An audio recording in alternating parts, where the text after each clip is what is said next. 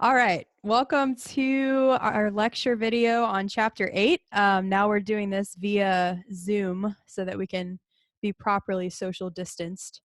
But anyways, this is the chapter on the Catholic Church in America, which is really important for us. Obviously, it's a little bit more personal, maybe some things that we've experienced, but at least our ancestors have. So yeah, what do you think of, Father Brad, when you think of the Catholic Church in America? Um, well, first, I want you to pronounce it correctly. It's the Catholic Church in America. The Catholic Church in America. Got it. So what I think of, I mean, I've studied this, so I think of anti-Catholicism. One, because America has a I guess a strong Protestant um, ethos from its beginning, right, as the Mhm. 13 colonies, and there was a lot of anti-Catholicism. Also, but also being from the South, like Louisiana is in America, and Mhm. and we're a very Catholic part. So Mhm. while I intellectually think of anti-Catholicism, I personally haven't experienced that necessarily. So Gotcha. Yeah, that makes sense. Okay, I'm gonna run through just a couple of stats really quick, maybe that you guys have heard of or maybe you haven't. But in 1776, so like when our country was founded, there was only about 0.1% of the population as being Catholic. Today, the Catholic Church is the largest religious group in America. Did you know that? thank you, Hispanic people. Yeah, yeah, and there's I think it was something like 39% of that is Hispanic influence. Um, so there's more than 69 million Catholics in the United States today. It's about 23% of the population totally in America. So in this chapter, I'm going to kind of run through four different periods of American Catholicism. So the first one would be the initial evangelization of America, or what is today America. So that starts around 1492 with people like Columbus, and goes to 1776, which is the founding of our country. The second period is called the colonial period and persecution, and that's 1776 to 1815. And then the age of immigrants and growth is going to be 1815 to 1900. And then just to discuss our distinctively American Catholicism from 1900 to the present. So, kind of what we've been experiencing in the last, 120 years. Before we get into that, I want to just kind of brainstorm for a minute. What are maybe some qualities of America that are also very Catholic? And what are some qualities of America that makes it kind of difficult, or at least historically, but also maybe now makes it difficult for Catholics to fit in to America or American culture? In um, a particular way, you wouldn't think so, but like democracy um, does jive with Catholicism, even though that's part of the reason why there was anti-Catholicism was that people um, thought that, oh, Catholics won't be able to participate in democracy because of their allegiance to the Pope. Like they won't be good Americans. They'll really be like Italian citizens or Vatican citizens, Yeah, which is almost like that we would be supporters of the monarchy or something like that rather than democracy. exactly, which, there was a guy, what was his name? He came into toward the United States and he, wrote about it. Tocqueville. Yeah. He wrote about the ability for Catholics to, or Catholicism to thrive in a democracy, and I think it's because of the universality of the faith, right? It's not particularly tied to one crown. It's not particularly tied to one nation. It doesn't jive well with nationalism, right? Right. Therefore, you can be an American and Hmm. be Catholic, and you can be a German and be Catholic. You can be Catholic in China if you can get past the communism. Um, Yeah, so basically it's the universal nature of the church is a sort of like America is seen as like this great melting pot, right? There's like Melting all pot, yeah. these different ethnicities and there's all these different people coming from different places, but like you can be American, right? So like you abide by the laws of America, you say the Pledge of Allegiance, whatever else, like you become American even though you may have some some other sort of like heritage or background, like wherever you're coming from. And so, in a similar way, in the Catholic faith, we say the creed, right? We're baptized, we become Catholic, and we profess all the beliefs of Catholicism while still holding on to our ethnic heritage, places where we've come from, experiences that we've had, things like that. So it can all kind of go together. So I think that's a super Catholic friendly thing about America. Also, like you said, we're cool with things like democracy. We're cool with things like separation of church and state, which is not always been a part of how things have been organized in the church's history, but it's not something that goes against our faith to have a separation of church and state. And in fact, as we've seen throughout this whole year, that may actually even be better for the church, right? Because in different times of history, you had various states that were kind of controlling of the church and started to cause problems. So we've talked about like some issues with the union of throne and altar and things like that throughout history. Well, Thomas Jefferson was the first person to actually use the term separation of church and state. It's not actually found in the Constitution, Mm. which people are interested by. And it was actually in a speech he was giving at a Baptist church. Mm. So he was using it not as a primarily as a way to protect the state from the church as people see it now, or they couch it that way, like separation of church and state. Church can't tell us what to do. Instead it was couched in the opposite, right? So to Right. protect the church from the state. Yeah.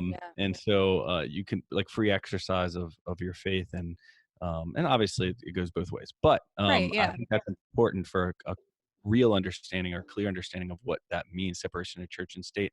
And also, you said a little bit about this, Grace, but I want to point out that the church ends up hurting when she has takes upon herself or has to by necessity apply or supply the civic authority. Right, and we've talked about that Sometimes a lot in this class. We've talked about how, yeah, popes involved in politics, it gets dicey, and a lot of times it's easy for our attention or for the attention of popes and bishops and priests to kind of like have these two things that they're looking out for, but politics tends to be all consuming, and so it's more difficult to be a spiritual leader whenever you have to deal with the civic duties and things like that.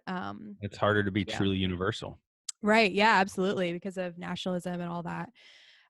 Yeah. So, one thing that I guess makes us it a little bit more difficult for us to fit um, in America, I think, is that we have this tendency to kind of let our politics inform our faith rather than the opposite, let our faith inform our politics. So, can you explain maybe a little bit about that? Yeah, so I think it's the reality is that a Catholic cannot um, find, at least right now, and I think in all of history, this is mostly the case, can't find a complete expression of the faith. I guess the social Catholic social doctrine, the principles of which the gospel, the commandments, and the church lay before us as like good for the common good. That's never fully expressed in any particular party. That doesn't mean you can't participate in a party or vote for someone who's in a particular party, but you can't let that party dictate how you live your faith and what you believe.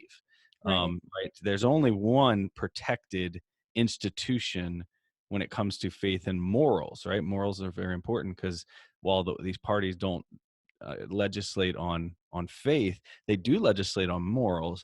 And one particular like Jesus didn't promise protection of the Republican Party on issues of morals. Like they're going to always say the right thing or do the right thing, or their platform is going to be perfect. No, the only perfect platform is the gospel, right? The only perfect platform is the church protected by the promise that Jesus gave in Matthew 16. Mhm. And so we can't turn a party's platform into a gospel because we'll ultimately be let down because they're not protected. We're fallen men. Right. So a lot of times as Americans, though, we're so kind of gung ho about our politics that sometimes it is easy for us to kind of pick, a Republican Party or a Democratic Party or whatever party and make that like gospel truth, right? Like that it can't ever be wrong. It's always right. It's whatever our party says goes, and that's going to cause a lot of problems for us because, like we said, there is no party in America today that perfectly espouses Catholic social teaching that we talked about a lot in the last unit. So that can be a problem for us. Um, Which is actually why to Tocqueville and his idea of Catholics making good citizens in a democracy or a republic is because we will constantly be forming our ideas and transforming society and transforming politics from a principle that's outside of it, right? right. So So we're not just totally couched in American like culture, but there's something from the outside that's kind of purifying our ideas about things. mhm, Yeah. And I think just to our culture, like there's certain things about our culture that can go along with our faith very well. Certain things about what it means to be an American and things like that. But then there's also certain aspects of our culture that really do go against our understanding of our faith, our understanding of humanity, our understanding of our purpose in life, and all of that kind of stuff. And so we just have to be careful to not allow what is going on around us in our country to completely inform who we are as a human person or as a person of faith. that's true. All right. So let's talk about. I want to go back in history for a bit and talk about the very beginning of Catholics being in America. So around what year do we first see, or what year's century do we first start seeing Catholics in America? Well, 16th century, so the 1500s, the first Catholics were with Franciscan missionaries on the east coast of Florida, correct? Yeah, so we have actually, I guess if we count Puerto Rico, right? Puerto Rico technically is part of the United States That's today. U.S. territory. Yeah, That's true. so that was 1511. So I think that's the earliest establishment of the Diocese of San Juan, Puerto Rico. Is pretty early on. Just for context, 1531 was the appearance of Our Lady of Guadalupe in Mexico, so just south of our borders today. Um, but there was also the first American martyr. Do you know who that is? Trivia. Do I know He's if he's not an would I officially know? canonized saint, but I don't know. I don't know if you would know or not. Oh, no. Okay, so there was a priest named Father Juan de Padilla. He was technically the first American martyr. I believe he was actually killed while he was celebrating Mass, somewhere between 1542 and 1543, by the Wichita Native Americans in Kansas. So he had gone all Oh, the way out Diocese of there. Wichita? That's Yeah, interesting because there's a whole diocese named after the yeah. tribe. So, but you were right about Saint Wait, wait, Augustine, wait, wait. Okay, so what year was that? 1542 to 1543, one of those 1542. There was a priest in Kansas celebrating mass. in present That's day. crazy because yeah, Yeah. present day Kansas, because Bardstown, Kentucky Hmm. is a really old Right. diocese in the United States. Like that area is Yeah. older than you think, you know. But here's kind of what was happening back then is that you would have these missionaries. A lot of times they would be almost alone, right? So they may have a small group of missionaries, or they may have an explorer with a priest on the boat with them, and they're coming over and they're establishing these mission churches, and they're trying to basically make friends with the Native American peoples that they discover there, and then teach them about the faith, right? And then eventually they're baptizing people. But it was very slow going. It was very difficult, and a lot of times. They were thwarted not only by other hostile natives, but also they were thwarted by the sort of warring political powers of the various countries that they were coming from. So you had the French and the Spanish, and then later the English, and they're all sort of trying to settle in places that would become America, but they are against each other. And so sometimes missionaries are kicked out by other foreign powers. Sometimes missionaries are killed by other warring Native American peoples. And so, so it was very difficult. It was very slow going, and just because somebody was somewhere in present day America, like Kansas, for example, doesn't mean that there was actually a whole lot of church infrastructure that was established in that place at that time. So it could have been Mhm. centuries later before you actually saw a diocese out in Kansas, right? Mhm. So yeah, so then you had St. Augustine or St. Augustine, Florida, which is pretty popular, pretty well known, I guess, today as Mhm. the oldest American parish church. So that was 1565. And then Santa Fe, New Mexico is also, it's technically the oldest capital city. It wasn't obviously the capital back then, but the oldest present day capital city and a mission that was 1609. So Mhm. still pretty early on, way before 1776. You know why? So Saint Augustine, why it's not the oldest cathedral? Um, I do, but you tell us. uh, oh, okay. Because New Orleans, the St. Louis Cathedral, so that was all part of the Diocese of Havana, Cuba, or the Archdiocese of Havana, Cuba, and then, Which was a lot older. which is obviously a lot older. But then in 1830 something, 1832, the diocese of it was like Louisiana and the two Floridas was Mm, created, and so Saint Augustine was underneath New Orleans at that time. super cool. Yeah. So New Is that what you Orleans, were gonna say? yeah, so New Orleans is a super awesome. It's cool that we live near New Orleans because there's so much Catholic history in that city, more so than a lot of other cities in our country today. So just really cool history there. We go back pretty far. Okay. All right. Let's see. A couple of other just missionaries that I want to mention. Maybe some names you've heard, maybe some names you haven't. But there was Father Eusebio Kino. He was a Jesuit priest and he founded missions all across Texas, Arizona, New Mexico, and California. So he went pretty far. We know, the two of us, about Saint Junipero Serra, who Yeah, founded. he founded wine. He did California wine, but he founded.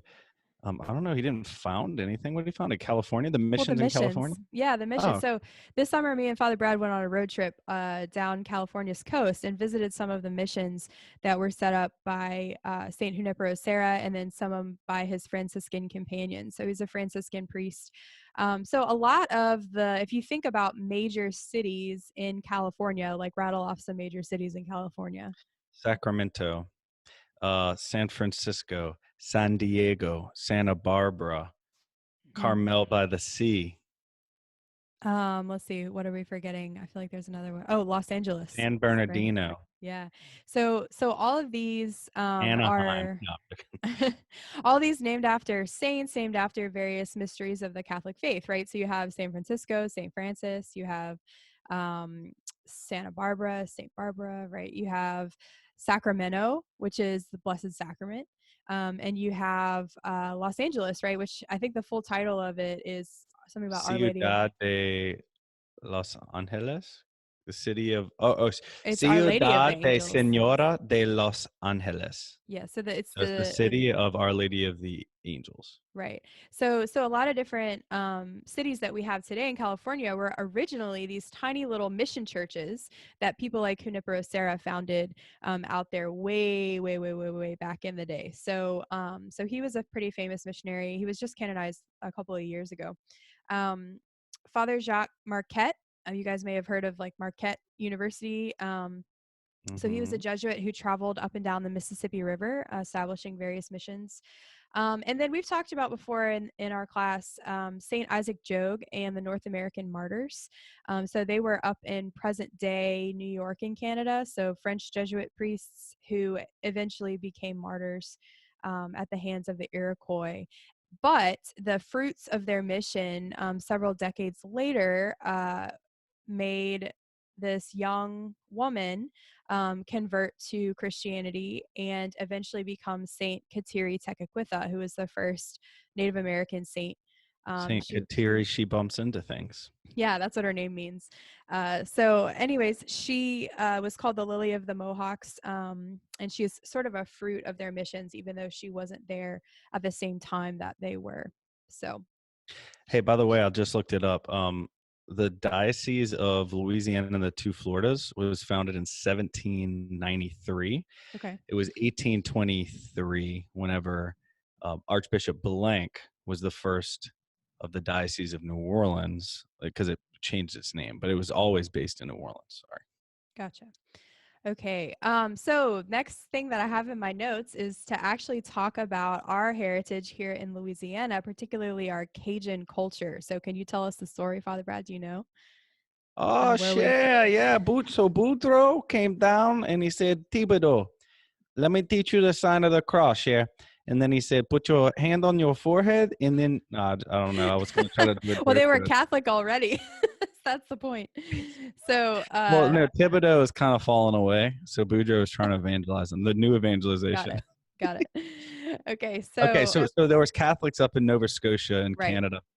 And there was also British Anglicans, obviously, and the French Catholics.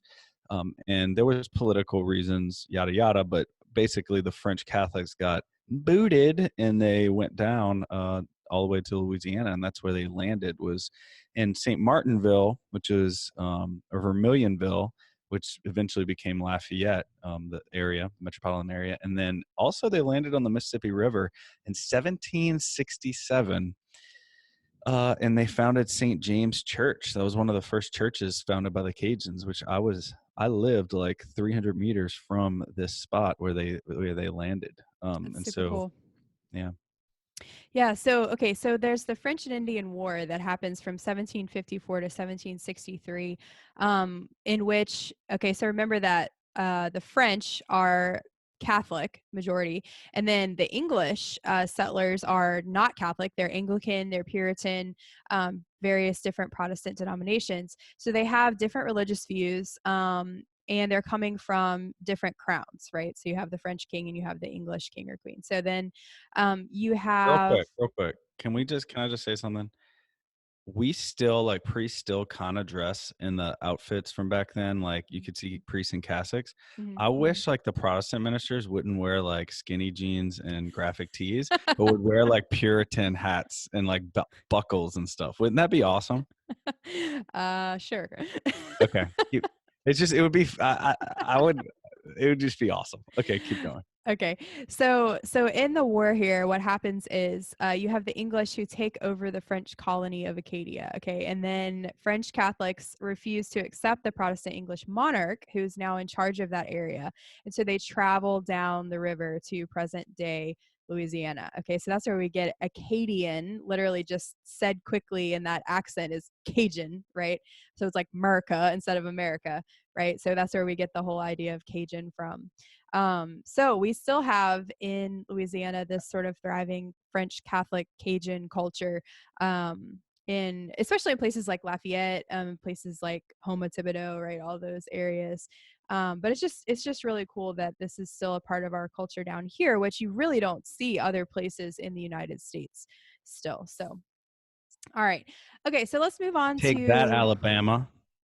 womp womp womp. So yeah, in Louisiana, I think that the Catholic population is around 20%. Is that right? 20 or As of right 30%? now, it used to be more. I Yeah. think. But in Alabama, like where I'm from, the Catholic population is only 2% of the state population. So that shows you kind of the difference in the cultures there. Grace So is the few, the proud, the the few, the papist. proud. Okay. So, moving into 1776. Okay. So we have our country established as the United States of America. And this is a great period of persecution of Catholics. Okay. Because the majority of our founding fathers are either deist or Protestant.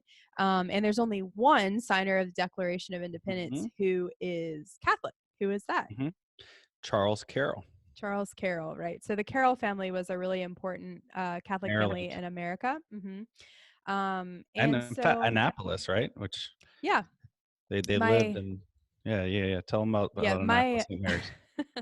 my aunt is a historic preservationist architect in the Washington D.C. area, but my family is from Annapolis. Well, sort of. They were in the Navy, so they were everywhere. But the Charles Carroll House is in Annapolis, and she was on the Historic Preservation Society for that house. So, anyways, in that area, let's see. we have all sorts of persecution going on since the founding of Jamestown in 1607. So Catholics could not serve in political office at first. They were required to support Protestant churches, so basically to kind of tithe, but not to their own Catholic church, but to the Protestant churches.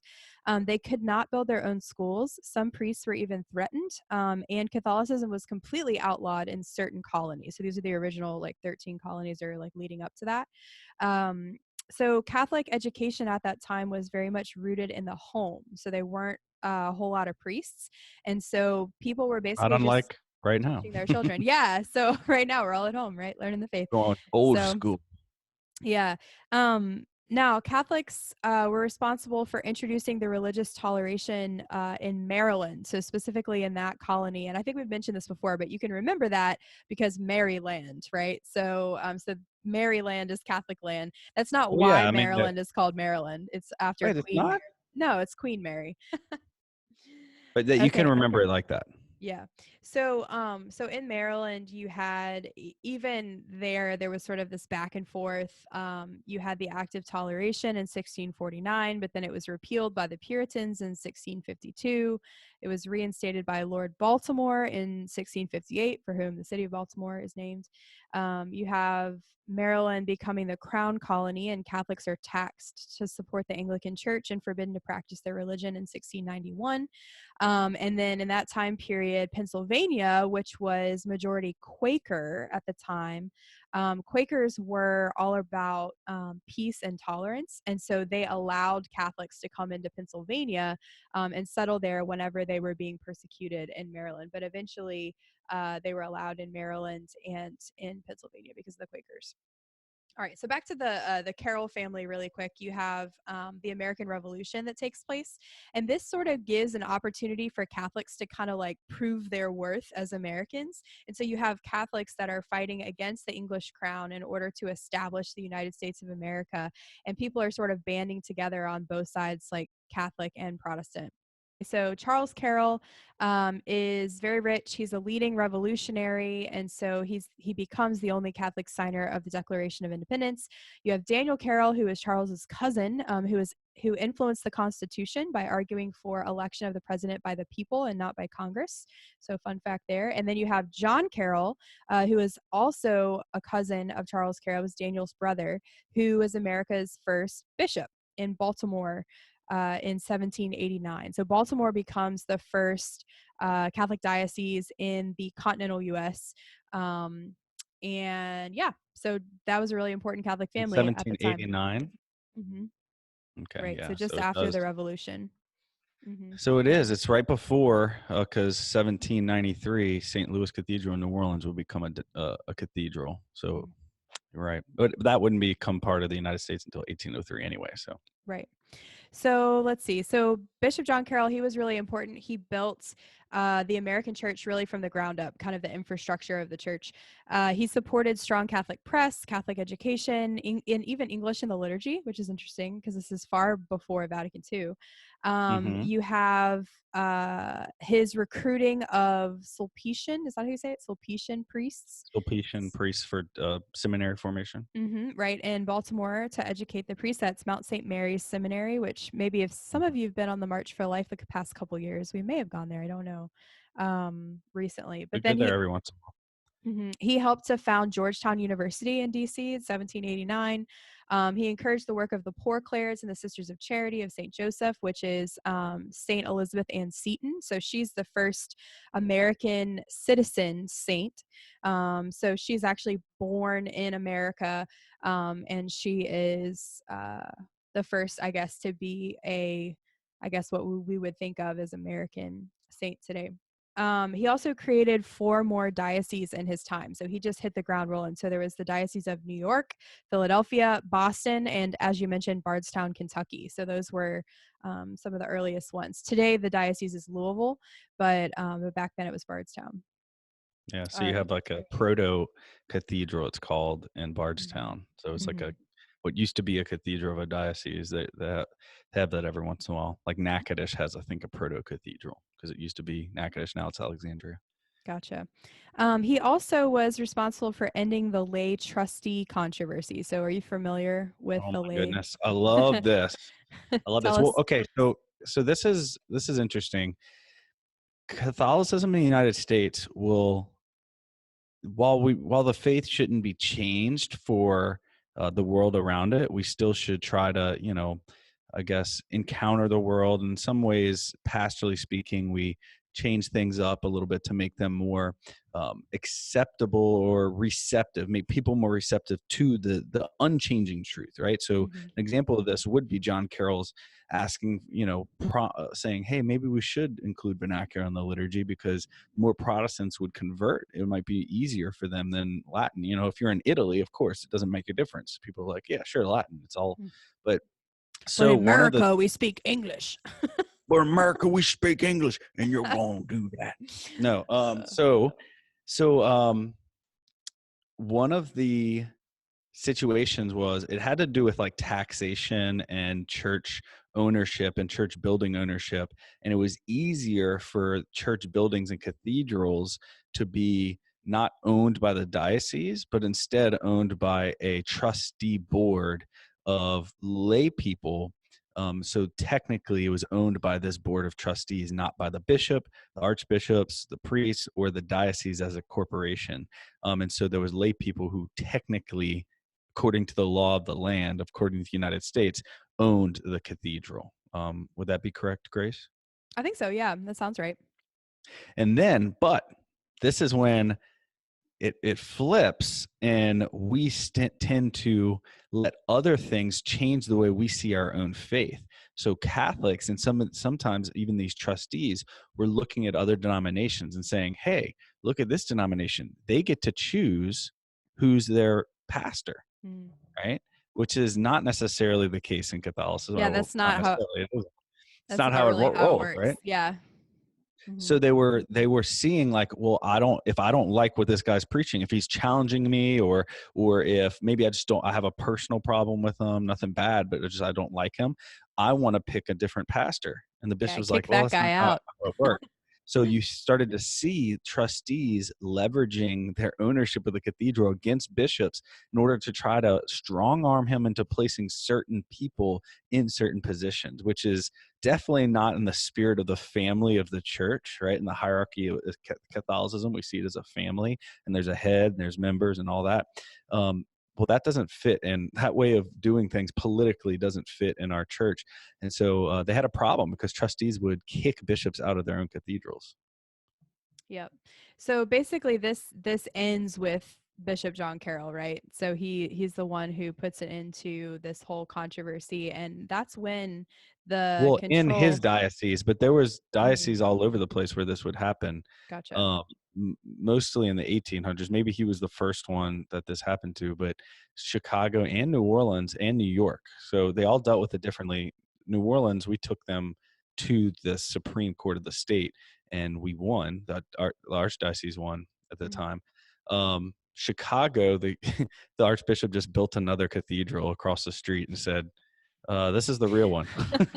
And then New York, oh my goodness, New York, Dagger John was Oh his yeah, I name. have I thought I had him in my notes. Maybe not. Dagger John, they called him Dagger John. He actually signed it like a cross and then John for his name, like a cross, like I'm a bishop, the cross of Christ.